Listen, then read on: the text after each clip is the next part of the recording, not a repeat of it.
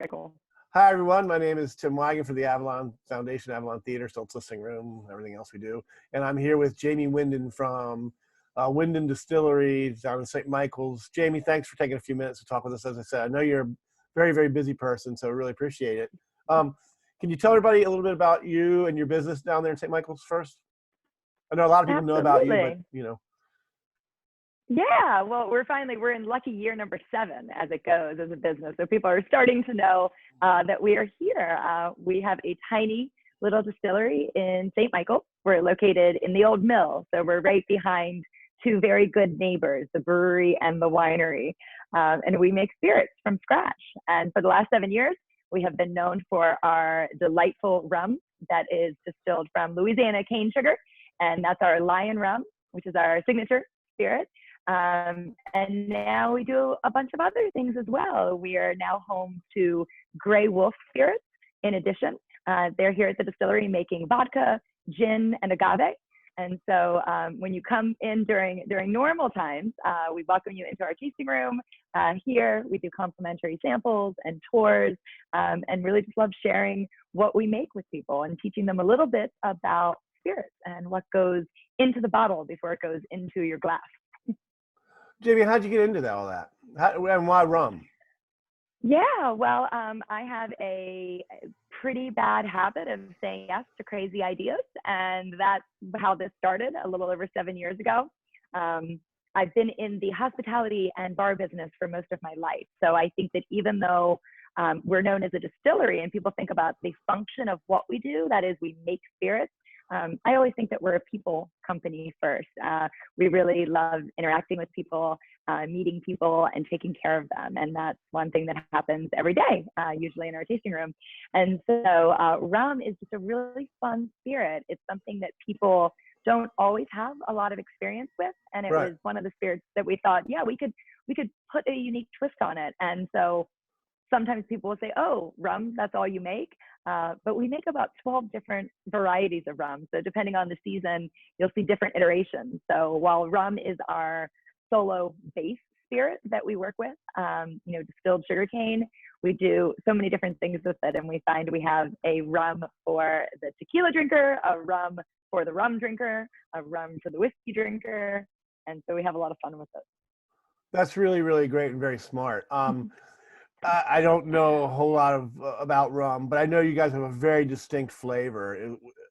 Am I right in saying that? Yeah, absolutely. And that was something we really wanted to carve out. Our white rum being distilled from a hybrid mix of both raw sugar and molasses.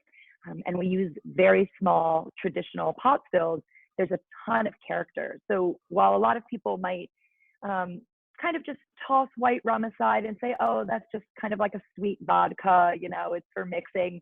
Our white rum is actually incredibly robust and grassy and bright. So it makes really dynamic cocktails. And then from there, we add different ingredients to make different rums. So we have a very popular coffee rum where we infuse Rise Up coffee from Easton into our rum. So that gives it a great flavor. And they're all just really strong. I say, there's one thing about Lyon rum. It is unapologetically bold and flavorful. There's no second guessing, is this Lyon rum in my glass? You absolutely know. Right. So yeah, we're very proud of that. And previous to the pandemic, how was business? Are you everywhere? You across the country, or were you on the East Coast or West Coast? Not quite, but we have grown a lot. Actually, right before the pandemic hit, I had been up in New Jersey. We had opened up 3 new states to distribution. When you're a distillery, you can sell in Maryland, you can sell in your tasting room. And we also have a wholesale division of our company where we sell directly to all these liquor stores and restaurants across the state. But every state that you'd like to expand it, it looks like my connection's saying it's unstable. Can you still hear me? I got you. Yeah, I think I got most of that. I mean, I'm interested to see how it recorded, but yeah. So business was great. Yeah, this was the year we expanded into 3 new states, so 8 states and counting. Really kind of focused on the Eastern Seaboard. as well as Louisiana. We also ship to Louisiana, where all of our sugar comes from. So yeah, we were on a pretty upward trajectory this year, and we had the biggest staff we've ever had. Going into 2020, we had 15 people working here, including myself. So that was a pretty big team for this little booze factory. And then what do you attribute that to, the success? Is it just stick-to-itiveness, Jamie? Or what do you attribute? Because, you know, I mean, a rum distillery in St. Michael's, while it's a beautiful town, you know, Yeah. probably seemed like to a lot of people kind of a long shot, you know, or Yeah. Well, you know, it's funny. I think it's really the perfect storm. When we started the distillery, we were incredibly small. We made about 30 bottles of rum a week. We sold out in between each batch. We didn't launch as a business per se. There was no goal, there was no plan, there was no money. But we launched right at kind of the inception of the craft spirits revolution in this country. To give you an idea, when we founded Lyon Rum, there were just around 200 small craft distilleries in the country. Today, 7 years later, there's over 2,000. Yeah. Wow. So it really took off. So not only was it the right time, it was just a perfect atmosphere. People were more curious and interested than ever. Follow that by a few years in, rum started having a bit of a renaissance where the tiki culture was really exploding again in cocktails, and we were making something that, you know, not everyone was making. A lot of craft distilleries led with gin and vodka in the United States, or bet on their whiskey. That now you're seeing a lot of the American bourbons and ryes come to fruition after a few years of being in barrels. But we just dug in deep with rum, and I think really made a name for ourselves. I think that when you start something, there's this desire sometimes to do a little bit of everything. You know, it's like, well, we could make this and we could make that and we could do it this way, and then we could launch something new every season. Whereas if you really dig in and you make one thing and you do it well, you become known for that. And so we are undoubtedly the rum people. We're Maryland's only, a lot of rum being made in the country right now, more than ever. But we're still one of very few that are focused 100% on making rum. That's great. That's a great story. And, you know, part of the reason that I wanted to, well, two of the reasons I wanted to talk to you today, but you guys made a big change. We can't really have enough time to talk about how you distill rum, but you made a big change when the pandemic hit. And in terms of, you started to produce hand sanitizer. And yeah. I know one thing about that. I remember when I heard it, you made that decision right away at the very beginning. It didn't take a week or like 2 days. It was like, they're not even shut down yet. And Lyon Distillery was making, it's Windon Distillery now, but Lyon Rum was making hand sanitizer to help people out because we didn't have any at the time. So I know you made that decision really quick. And then, so I want to know what went into that. And then also, how do you change this over to doing that? Is it drinkable? No, absolutely not drinkable. Completely different operation. So a couple things about that. We did not come about the idea to make hand sanitizer by ourselves. We were approached directly by the county agencies first. They reached out to us right before things got really bad, about a week before it was declared a pandemic. So first week of March, the county contacted us and said, are you able to make hand sanitizer? Are you able and are you allowed were very different things. So we are a beverage alcohol facility. We're regulated by the federal government to make delicious, drinkable alcohol. It's a different license and a different permit to make hand sanitizing alcohol. However, in light of everything that was happening and at such a crazy speed, I sit on a number of different boards and worked closely with DISCUS, which is the Distilled Spirits Council of the United States, the Craft Advisory Council, which kind of gives voice to the smaller distilleries like myself. We had a lot of questions. You know, people are asking us to make sanitizer. We know that we're capable of it, but how do we do this legally?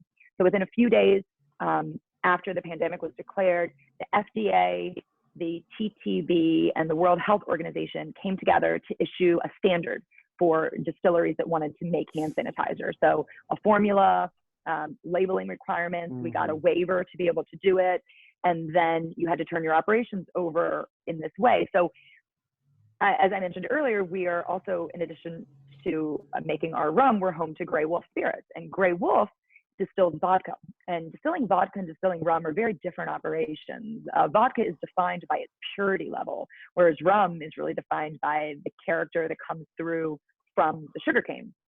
So if Grey Wolf wasn't here in our building, Lyon wouldn't really have been poised to make hand sanitizer. Our stills aren't designed to bring off spirits at such high proof. So just a simple lesson in distilling, there's pot stills or character, and then there's spirits, which can bring it up very, very pure. So what we did was we partnered 100% with Grey Wolf. So together with my good friends and partners in this, Megan Brown and R.B. Wolfensberger, we decided we would take all of the excess rum that's usually discarded after distillation, and we would run it through the vodka column. So we basically stopped all vodka production on their end and started distilling that up to a high proof. So vodka column can get a spirit up to 95% alcohol, which is what's needed for sanitizer. So then you take that incredibly pure alcohol, add distilled water, glycerin, and hydrogen peroxide, blend that and bottle it. And we are producing an 80% alcohol solution for the hand sanitizer. To give you an idea of if Grey Wolf wasn't here, our stills can barely bring the spirit off at 180 proof. So it really wouldn't have worked very well for this project. So it was a true collaboration, and so we started working around the clock to turn every drop of everything into hand sanitizer together. Well, that's really great of both you and Grey Wolf. And like I said, it happened very quickly. I was like, whoa, that's, it felt like, there was no hand sanitizer in the country except for I could get it in St. Michael's. It's kind of what it felt like to a person. I was scared to death of the pandemic at the very beginning. I mean, I still am, although I've gotten used to it. That was, yeah. So then, well, I think that was the crazy thing. Did we break up? Yeah, a little bit. Are we still there? Yeah, I'm still here. It's messing up a little bit. I'm interested to see how it comes out in the recording. Are you still getting a message saying you're weak? I get the message and then we come back online. Like it tells me the connection's unstable. We break up for a second and then we're back. Yeah. Right. No, but that is actually pretty cool. We are one of the smaller distilleries in the country, and to be able to step up like we did was really awesome. Because I will say one thing: when you're small and scrappy, you know how to hustle, and that's one thing we do good here is we hustle. So we knew that there was no time to sleep on this project and figure things out. We were literally getting new regulations and new rules every day for the first week. So we're now on batch 18 of hand sanitizer, and things have changed so much. But it just wasn't a normal decision. It wasn't like, oh, here's an opportunity. It was, here's a need. We have to do this. We'll figure out all the logistics later, Yeah. And that was kind of all the distilleries around the country jumped in and said, hey, we are uniquely poised to do this. And then I also have to give a huge shout out to the wineries and breweries, because wineries and breweries do not have the equipment to rectify alcohol at this level. So what they all did was they started donating wine and beer to us, bringing it here by the truckload, so we could then distill that twice into sanitizer. And it takes a lot of wine and a lot of beer to make a very little amount of hand sanitizer, but they really did their part too. So it was such a joint collaborative force. It was a wild couple of weeks. It really was. So then you sell this hand sanitizer at the farmers market. Is that correct? Well, kind of. Yeah. So basically, for the very first few weeks, we sold directly to only essential personnel. So we worked with the counties, we worked with the state government, we worked with some frontline, some nonprofits, basically anybody that we knew had an immediate and urgent need. And it was hard to say no to neighbors and friends that were like, oh, I'd love to get some. And I was like, okay, if you don't need it, we've got to get it to these frontline people. I was, the very first day I went out to deliver, I went to the Talbot County Emergency Operations Center. I went to the health department. I went to hospice centers. And it was really wonderful to see that we were making something that was so needed. Awesome. Now in week 8, we do have enough. We've kind of rolled into production. We've also met that critical need, so we can offer it to individuals. This will be the 4th week of the Easton Farmers Market. So when the Easton Market launched, we had hoped to have some for retail, but at that point we were still getting such overwhelming demand from the government that we didn't have it available. But we have been able to have some available each week at the market. It's not in retail. I have some here because people are picking up later. What's it look like?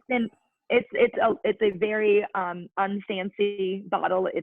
We've gone through different sizes, but the supply chain is fraught with issues right now. So we're currently doing just 1 gallon, very simple containers. It's got the FDA label on here.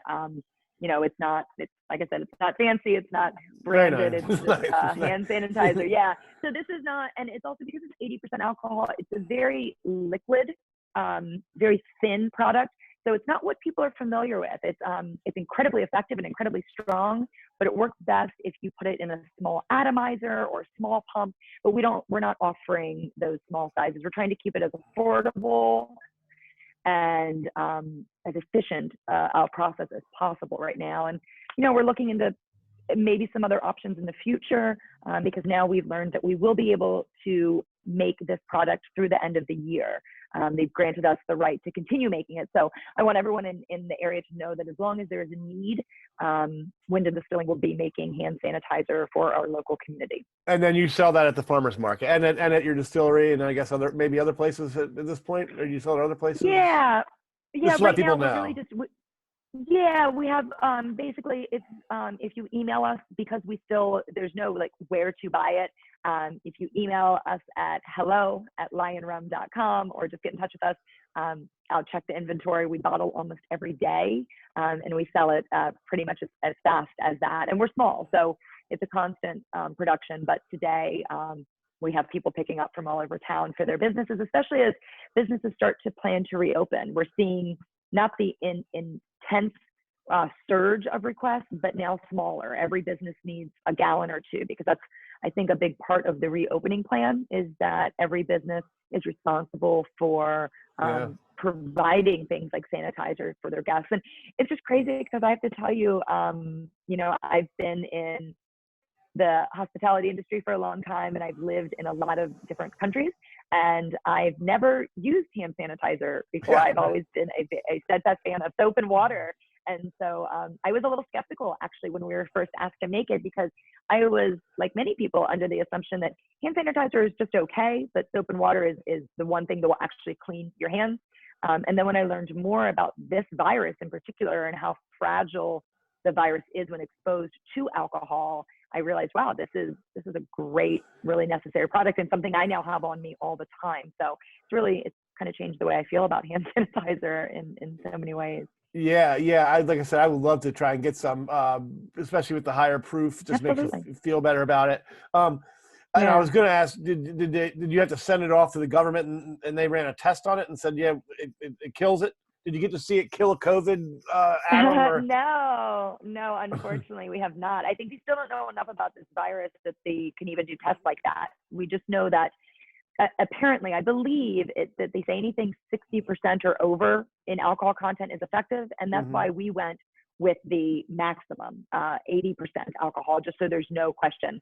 And it feels different, it's not jelly, there's no aloe in it, so it really kind of washes your hands, and then it feels really dry after. So and then I how feel are your hands now? Are they dried out? My hands are great. Yep, no, not at all, because we're using the alcohol that we distill very carefully, and then glycerin and peroxide. So it's majority alcohol. It's a very small amount of glycerin and peroxide in there. So it's almost all alcohol. What were your impressions of the Easton Farmers Market? And I was very scared when we decided we were going to do it, because I thought people would be scared of it as well. what were your impressions when you saw it, and how? What do you think about the market in terms of the way it's run? Well, I've always been a fan of the Easton Farmers Market, of the people that put it together, of the vendors, of the customers. But there was a very different feeling about opening day this year, right? Usually it's a really exciting time. It's when we're getting into the full swing of things. But being a hand sanitizer facility for the last few weeks, I've been on full self-quarantine. It's just myself and a few of our staff in here making this product. And so we've been very reticent to go out at all. So we do some markets that are year round, and we hadn't participated in them since this pandemic started, even though they were still going on. I was being very, very cautious because I knew that by protecting myself, I was protecting this very important project that we were doing. So when I found out that the Easton Market was going to be drive-through, I just thought it was so brilliant. It was so much work I know that went into making that possible, but there's no way I would have been able to attend in good conscience had it been any other way. And so we knew we were going to go that first day because I felt safe, and I felt like it was encouraging people to come out and also be safe because they could stay in their cars. We were all super cognizant. We were all wearing masks before they were required. And I knew we were going to come and provide, at minimum, sanitizer for the vendors. And so that was a commitment I made to the market right away. I said, I don't know if we'll have it to sell, but we'll have it for people to use. So we filled up everybody's containers, and it was a very windy day. And I remember, being nervous, and it was windy and it felt wild, but everyone was wonderful. It went off without a hitch. The customers were so grateful. I think they could just pop their trunks and get their order. A lot of people ordered online in advance.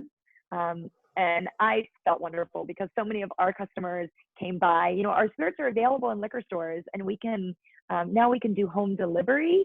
But at that time, we weren't taking advantage of the home delivery, and a lot of people weren't going out to liquor stores. This was 4 weeks ago. I mean, this was kind of right in the heart of it, and so people were picking up bottles, and I had a remote way for them to pay. And then there were also people that came by and just said, I've never had any of your spirits, but I want to support you because you're doing, you've turned your production over to sanitizer. And that just made me feel so wonderful, because when you're a farmer, it makes sense to go to a farmer's market. You're essential, and you're getting people food. But as essential as I like to think that my spirits are, I didn't want to exploit our position of being able to go out and sell spirits or encouraging people to come somewhere that that wasn't responsible. And so I just have to say that 100 times over, kudos to the market and the Avalon Foundation for doing such a good job. We've now completed 3 wonderfully successful weeks at the market, and we feel very comfortable and very confident being part of it. And I'm just very proud of everything that you guys have done to make sure the vendors are safe and the customers are comfortable, because that's what it's all about. No one really knows what the right thing to do is right now, but you can tell when something is wrong and when something doesn't feel right or makes someone uncomfortable. So I think you guys just went above and beyond to make sure nobody felt uncomfortable in any way, and that was huge.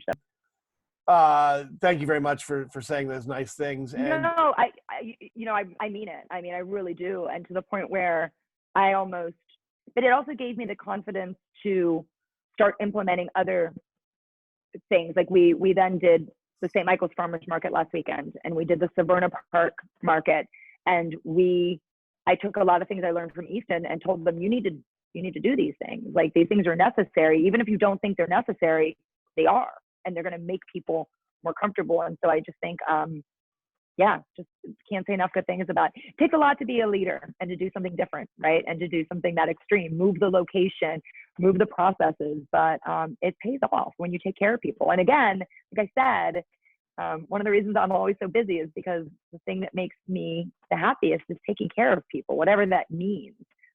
It's meeting them where they are and figuring out ways. And so it impressed me. You guys really impressed me. Well, thanks. That's Al and Marie and Jess and Susie and all those guys who helped organize that and get that going. Yeah. Well, thank you very much for taking the time out to talk, Jamie. It's been great. I mean, I've seen you around you're an extremely nice person. I mean, and beyond that, probably just a killer businesswoman, I imagine. as well. So, the one thing I'll say, and because I used to know Courtney Gorman, Yeah. when she lived here. I mean, and I've been trying to get Lyon in to the Stoltz listing room at the Avalon. Let's do it. Well, Yes, I don't know why, too. Scott. Scott Milligan, if you're watching this, get Lyon Distilling. I don't understand why we haven't had it. Yeah. We're like the easiest vendor you're ever going to work with. But I don't think you guys come around that much. We're here. But I don't think we tried, Well, okay. Well, yeah, no, let's get it going. It makes sense. It makes total sense. Yeah. I mean, have the local stuff. Well, and we love catching shows at the Stoltz, and we're always sad we can't drink our spirit. Yeah, no, it definitely through like Jack Daniels. It's terrible. Yeah, no, especially with all the different flavors you got. I mean, that could be a whole marketing thing made out of it. So, no, Scott, I'm telling you right now, Absolutely. put it on there so we can get them in there. And Jamie, next time you guys come in, hopefully we'll have them in there. And if you bring your staff in, let me know. We'll make sure that we get around on the house or something like that. We really appreciate everything you've done for the market. Like I said, it was a really cool, motion that you got. Whoever asked, I guess the guys from emergency services probably gave you a call, but just to step in line like that and to do it, you really do care about people, and we really, really appreciate it. Thanks for taking the time out to talk to us today.